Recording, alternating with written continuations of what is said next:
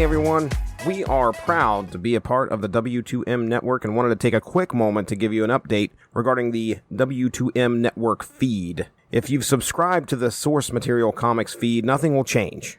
However, due to some new policies by Spreaker, if you listen to us on the W2M Net podcast feed, along with all of the other great W2M Net shows, that feed will soon cease to exist. Shows like the Rattlich and Broadcasting Network, Video Games to the Max, Talk the Keki, and others in the description of this episode will still have their own dedicated feeds, so punch in their name in your podcatcher and subscribe. Alright, on with the show. What's going on, everybody? Hey, real quick, before we get into this episode, we recorded this, and one of the criticisms I'll mention later is about how outlandish the story is, and what I just learned almost a month later after recording this episode is that it was based on a true story. So, as we get into the episode here, talking about the fourth man, just remember, I did my research, I just did it a little late. Enjoy the show, guys. Ladies and gentlemen, welcome to the Source Material Comics Podcast. I am your host, Jesse Starcher, and this evening, it's the third in a trilogy of Mark Rattlich specials. That's right. Mark Rattlich said, hey, I've got to talk some books. Mark Rattlich, this is the third book that we have decided to discuss, and that is called The Fourth Man, written by Jeff McComsey, Mike Deodato Jr. on art, colored by Lee Loffridge, lettered by Steve Wands. This came out from AWA Studios, Upshot. I don't know if that's the imprint or if that's part of the name of the publisher. Released last year, as a matter of fact, January of 2022. We talked about in the first episode that you hate me and refuse to record with me, so I begged you. And I was like, here's a bunch of books that I'm reading. Please tell me what to read, Daddy. And you were like, read these 3 books that are all in the crime genre. And I went, all right, that makes a degree of sense. So of all the books that the stack of unread comics that I was telling you about, you're like, hey, let's read these 3 off the beaten path independent crime books. And this was the third one, called The Fourth Man. And it goes like this. And this is probably my favorite of the 3. 3 murders, 25 grand or best offer. Honestly, this is a fucking screenplay pitch. Okay? This comic book isn't a comic book. It is absolutely, but this is totally somebody's screenplay pitch. Oh, yes. 3 dead bodies lay in a rural morgue, all murdered in the span of 2 days. It's up to 2 detectives from opposite sides of the track to determine who put them there. If the murders are linked in what, if anything, they have to do with a pair of dueling car dealerships. A dark comedy mystery thriller by Jeff McComsey, who did Grendel and Kentucky, and Mike Deodato Jr. You should note that Deodato Jr. sounds familiar, Jesse. Yeah, he's Spider-Man artist, if I remember correctly. Yes, Amazing Spider-Man and The Resistant. Right. That is inspired by an outlandish true crime story. The Fourth Man will keep you guessing to the last page. What I love, my favorite thing about this book is that they went to the trouble of already casting. Now, I don't know how that's going to work because they casted Harvey Keitel from Reservoir Dogs. Right. They casted Regina King from the 90s. Morgan Freeman. This has got, what's his face? The Tuna from Blow. Paul Giamatti. It's got, Paul Giamatti from American Splendor. Like, this book has, like, time travel casting in it. Oh, yeah. But I love it. I love it for that reason, that, like, they went with sort of photorealistic art for some of these characters, and these are right out of, what's his name? The kid from Breaking Bad's in this. Jesse Pink, the guy that plays Jesse Pink. Oh, shit. Yeah, he plays the other Nazi in this one. Aaron Paul. Aaron Paul. Something like that. I love the idea that they went out of their way to make this look like it was like a real movie. Right. It's great. Yeah. So when I popped this book open, put all that in quotes, first thing that I noticed was like the cover is a straight up movie poster. I'm like, okay, they are not, when you said that this is a screenplay, it's not like you're saying that in a sense of like, hey, ladies and gentlemen, this is my comic. It should be made into a movie. No, these motherfuckers are like, hey, this is a movie as a comic. So that variant cover for issue number 1. So it's this pancake. Someone made a pancake face. It has got blueberry eyes and a buttered nose and bacon frown with a bullet in the head with ketchup blood. Oh, nice. And eggs for hair. This is fantastic. Okay, yeah, okay. So Egg Brain. Egg Brain, nice. That's a teaser poster. That's the 6 months before the movie comes out. When you're walking through the theater, that's the poster you see. Right. So you know that this is exactly what they're going for, and they're not shy with the actors, portraying the characters in this book. I mean, it's clearly something that he was trying to do. Do you remember when we reviewed and we had the artist and the writer on for Welcome to Planet Wrestling or whatever the fuck it was called. WrestleTopia. And he was like, I actually wrote a screenplay and no one bought it. So I took my screenplay and turned it into a comic in the hopes that someone would see the comic and option it. Right. That's what this feels like. Yeah. If you're not going to get it, at least you've got, look, folks, it's, this is what it would be if it was a movie. I think that's a great concept. And I saw a lot of criticism for it because people were saying that he's just straight up copying these people's faces. He's tracing them. I'm like, I don't know about all that. There is definitely a photorealistic kind of feel to this. Have you ever heard or seen the movie A Scanner Darkly with Keanu Reeves, where it's it's kind of, it looks animated, it's cell shaded, but the actors are actually portraying in the, they're actually in the movie, but it's very much got this kind of like animated feel. That's what this reminds me of. It's kind of like, oh, hey, I'm seeing this realistic stuff. Like you open up the issue, there's a car parked as the detectives are getting out of the car. That looks like almost a photo of a car. So the fourth man, the purpose of it being titled that is there are 3 bodies initially that these detectives are coming into Medford, PA to investigate. They've shown up, they're dead. You mentioned this kind of in what you were reading. There's some dueling car dealerships, which, boy, that's interesting. I mean, we got a murder coming out of a plot dealing with 2 car dealerships, one upset with the other. But the one that feels slighted puts a hit out on the owner of the other car dealership, who is definitely more successful than the other one, maybe driving the other one out of business. But regardless, that's kind of where this is where it all begins. He puts this hit out, and Paul Giamatti is like a detective who's taken the money to go and do this, but it all continues to kind of, essentially, we're getting the backstory on why we have these 3 bodies in the first 3 issues. And then by the 4th issue, we have the 4th body, the 4th man that shows up dead, causing the detectives to go and continue to investigate this. This was a good story. I will tell you that, I mean, you loved the fact that they were using actors to put this on the page, or the actors' likenesses, which I don't know if they've got permission or if anybody's ever said a word. I doubt anybody said a word to anybody about, hey, you're in this comic. But you felt that added to the comic, right? It gave an element to the book that I don't think a lot of comics have because, they tend to go, I think, overboard with some of the art in drawing people because they tend to ugly them up or they didn't do this, that, It's a lot of fantasy bleeding into their conceptualization where this, I feel like because they focused on, I felt like I was watching storyboards for a movie, which again, I always look at some of the books that we read and think like, what would I do if I was adapting this? And here, some of that work was done for me. So, I jokingly in one of our previous shows talked about mental loads because that's what's been on my mind as of late. But like in terms of just focusing like the mental load of reading a book and thinking and what that does with your imagination, I didn't have to think about what these characters look like anymore, or who would play them. Or you can even hear their voices. I heard Harvey Keitel. Like, can I tell you how many times, like, when he was talking about lighting the cigarette, I just wanted to hear him go, I'm hungry, let's get a taco. The first moment that I realized, oh my goodness, this has definitely some actors' likenesses in it was when I saw Paul Giamatti. I didn't even recognize Harvey Keitel or Regina King initially. I see Paul Giamatti's face as the dead man that's laying on the coroner's table, and I'm like, whoa, wait a second. There's no way that's not Paul Giamatti. And then I was totally picturing Regina King from like the Watchmen TV show on HBO. Like I thought, and I could hear her voice. And so when I was talking about mental load, I was focusing more on the story and not on how do these characters sound in my head? Right. What are who would play them in the story? Like those things that I would typically think about, but despite myself, were gone. I didn't have to anymore. And I could really just focus on the story in and of itself, which I think is good. I think this has a really good cinematic quality to it in that these are almost compartmentalized stories. So it's like a 4 rooms kind of a thing. And so what links the 4 rooms together? What's the unifying factor? And in the case of the 4 rooms, it was the bellhop. But in this particular case, it's a murder mystery. You have these seemingly unconnected murders, but they are connected. What's the connection? That's the mystery.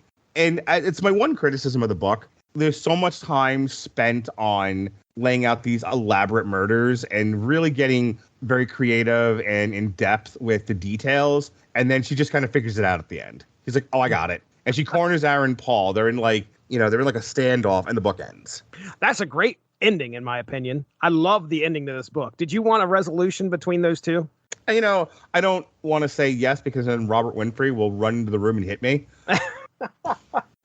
Why do you have to have everything the same, Rattledge? Why do you have to have, linear storytelling and tight resolutions? So no, it can be absolutely vague and, whatever. Everything's fine. Relativism and anarchy is the way to go. It's fine. I'm currently pouting. Yes, I wanted a resolution. God damn it! Everything typed up in a neat bow in a box. That is exactly what my wife would say if we were watching this movie. Wife, her head's about to fall off. She's nodding vociferously.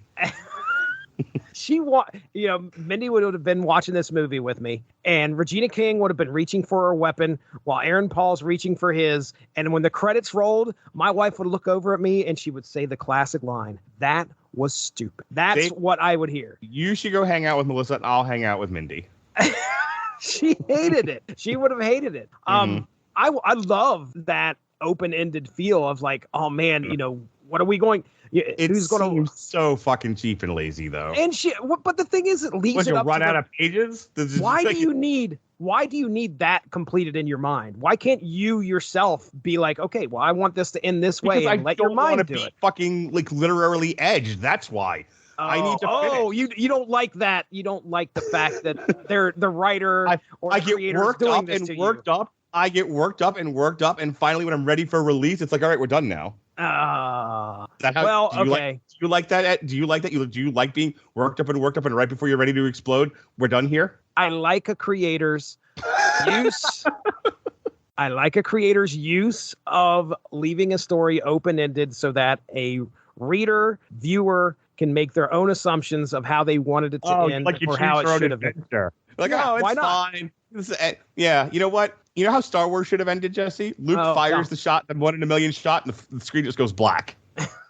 With heroes, satisfying ending, whatever. What would have been great? At the end of Avengers Endgame, after Thanos just blew up the Avengers compound, everyone gets out of the compound, and right before Thor, Iron Man, and Captain America fight Thanos, it just says Finn. Okay. There are some stories that require resolution, and there are some stories that are fine without it, or to leave open for another chapter. I legit thought they ran out of pages in the book and that there's like a missing issue. That I could see, because it does look like, oh my gosh, they're getting ready to throw down. It's great. I mean, great use of the dialogue where she's like, hey, I've got a question for you. And they're both reaching for the gun, and he's like, shoot. Fade to black. That's where fade to black. I love it. I think it's great. I think it's a perfect way to end. Without being a brat, there needed to be one more panel. Instead of I have the trade here. It shows one of the issue covers. It's like a newspaper clipping. It says issue 104, used car shot. Instead of that, there need to be one more panel, and it's just black, and you hear bang. Okay. I would have been okay with that. So that, and the fact that you don't know who shot what. Yeah, I mean, at least then, if you're trying to do kind of like a ode to Reservoir Dogs. Reservoir Dogs ends, because I'm stuck in the Harvey Keitel thing. Reservoir Dogs ends. I don't know if you've ever seen it. The screen goes to black. You hear the cops enter the warehouse where the whole movie takes place. And then there's a shootout, right? And there's shots fired, but you don't know what happens because they faded to black. Right. That's acceptable. Interesting that you like that type of an ending, which still leaves things open. It does, because that's not the point of the movie. The point of the movie is not whether or not they're going to get away. The point of the movie was that it was like is this experiment with giving you the details of an event that you never see through the dialogue and through flashbacks and whatnot. Okay. All right. I'm sitting here thinking about, I love the fact that by the way, Kaleidoscope, I wanted to participate in that, and I got to looking at the schedule, and I'm recording with Dean and Derry that night. But I know that you chose the chronological order of watching that show. Because that's the order it should be watched in. Well, I'm not here to argue that. Trust me. There's only one way to watch television and movies, Jesse, chronologically. But I love the concept. Really does hit home when I think about that. The fact that you do get a resolution through most of what you're, as you're watching this. And for me, the resolution happened not chronologically. Like I got my answers the way that I watched it, which was not chronologically, which is interesting. And you, sir, you will be satisfied when you watch this chronologically. And I know that you chose that because you felt like we need a beginning, we need a middle, and we need an end. And the best way to get that is through the date, through watching it as it falls. Yeah, that's what used to annoy me about watching The Witcher, was it jumped all over the place, and like it didn't occur to me until the very end of the first season what was happening. And while I enjoyed The Witcher first season, it annoyed me for that reason. So okay. I mean, it made me think of that because this doesn't have much of a resolution. And granted, with Kaleidoscope, you're going to get that resolution, but I think the way that I watched it would have annoyed the shit out of you because of what you're thinking. There were time jumps all over the place.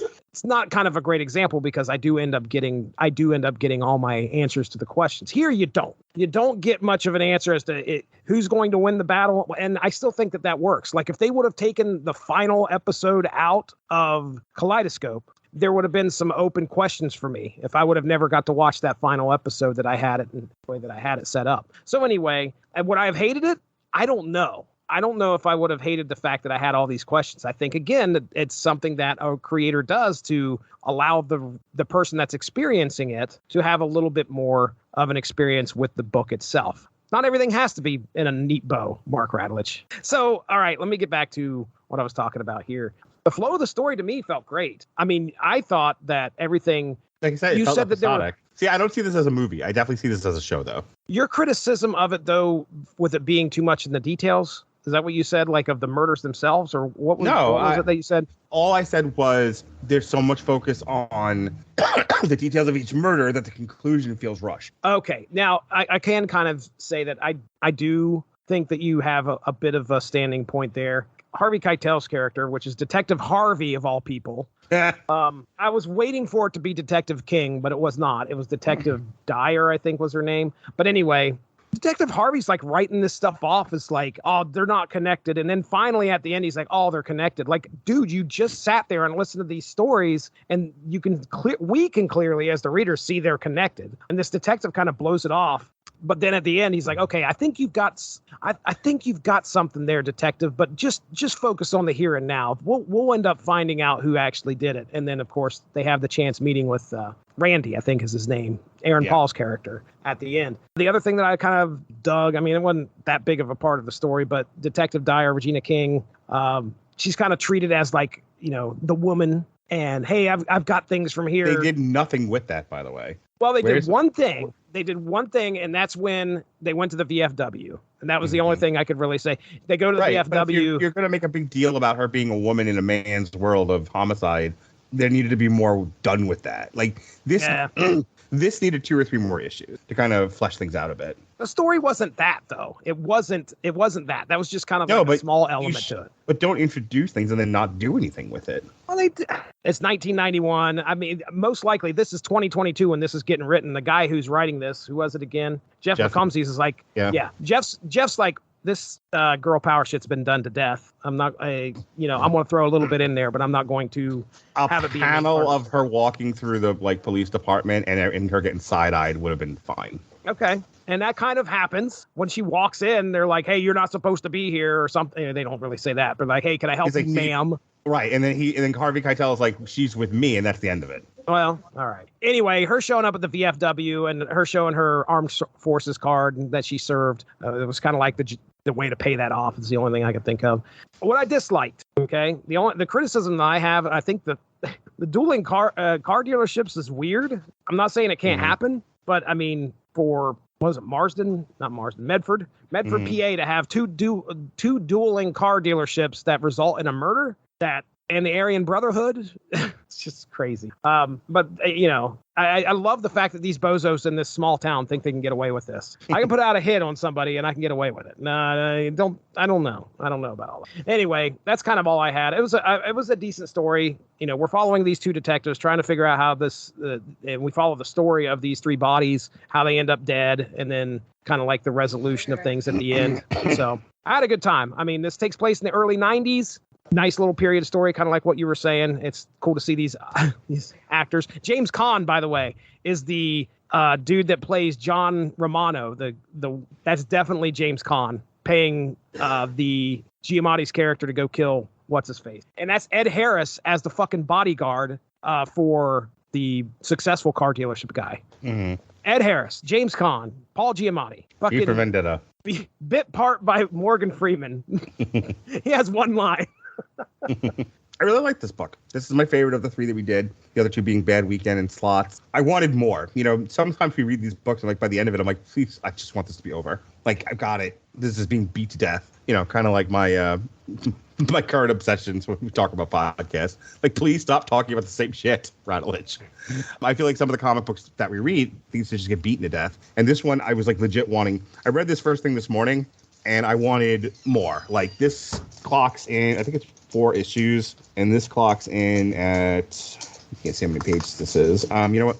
Let me look at Goodreads. I think it's like 122 pages, and I'm like, that is a short read. Like normally, Really by the end of it, I'm just glad to be done with it. This one, I was like, oh my god, I can't believe there's no more book left. I was bummed. I was legitimately bummed. I wish there was more. There's some great use of just panels with no dialogue, which is fine. I mean, that's what you get in a movie. Sure. You get a lot of scenes without dialogue, and that makes it go by quick because you can go and you can follow the pace of this story.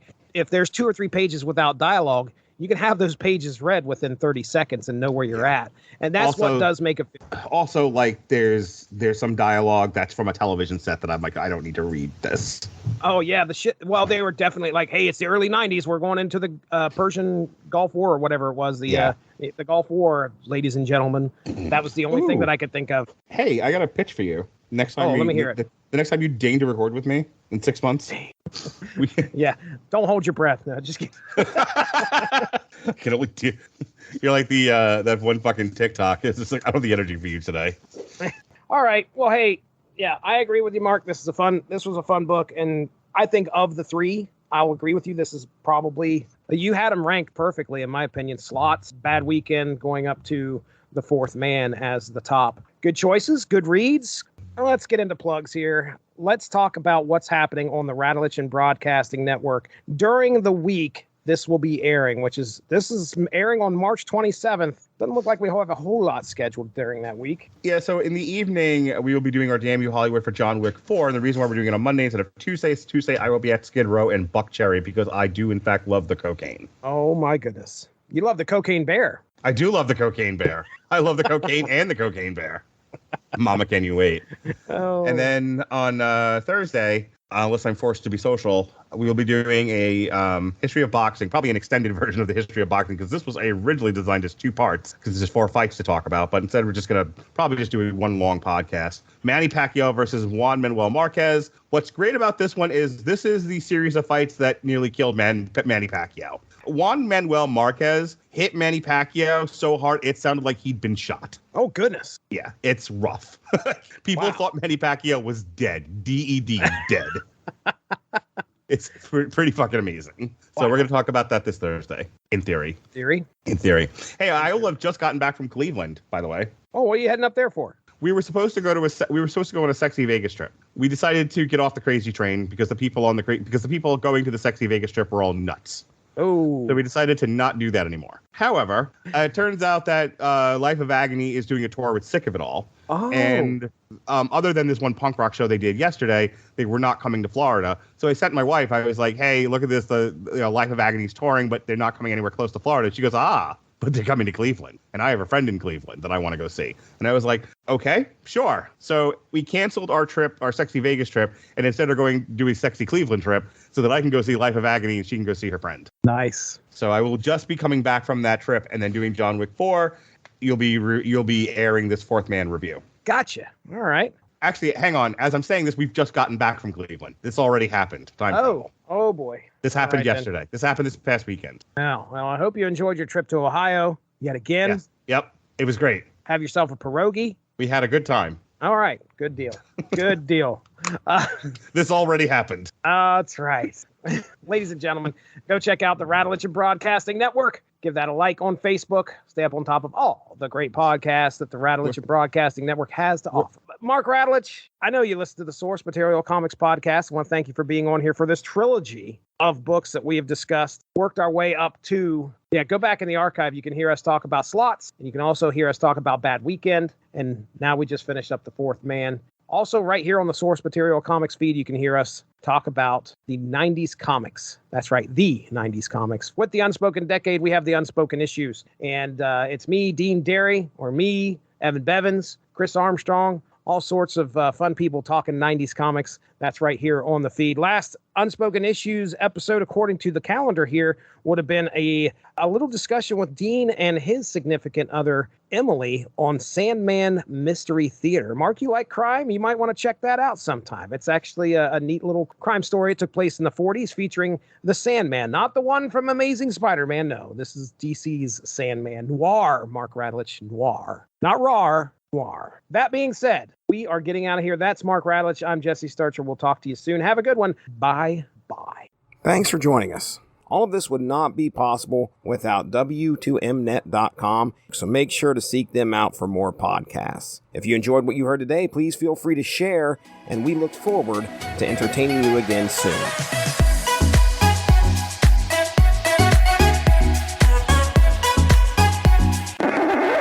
Devil's Highway. I don't even know. V for Vendetta.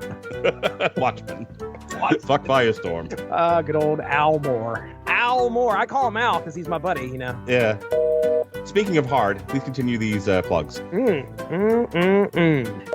Where my wife is currently laying is in front of my bookshelf. When I go to put my books back, I'm going to put my crotch directly in her face. Oh, just goodness. I know that. Please make sure that's in the gag reel. There'll probably be in her gag reel as well. Maybe just leave this recording so that you can hear what's about to happen, and you can put it in the gag reel. You're going to get hit in the nuts is what's going to happen. Yeah, what you're going to hear is, will you get out of my face? Ow, why? Yeah, right hey. in the powdered donut. Ew. I now refer to myself as Cafe Du Monde, by the way. I'm going to have to ask for an explanation, unfortunately. Okay, so at Cafe Du Monde, they overpowder their beignets. Okay, what's a beignet? It's a French pastry. Beignet. How do you spell that? B-E-N-A or B-E-N-E? Yeah, there's a G in there somewhere. Oh, there's a fucking G. Bye-bye, baby, bye-bye. Do you have any usable material in that entire... I'm sure we can get at least 15 minutes. I told you 22 minutes is the perfect length of a podcast. That's what she said. Well, she might, depending on how much of your crotch is in her face. They say 22 minutes is all I can stand. And I can't stand no more. No more.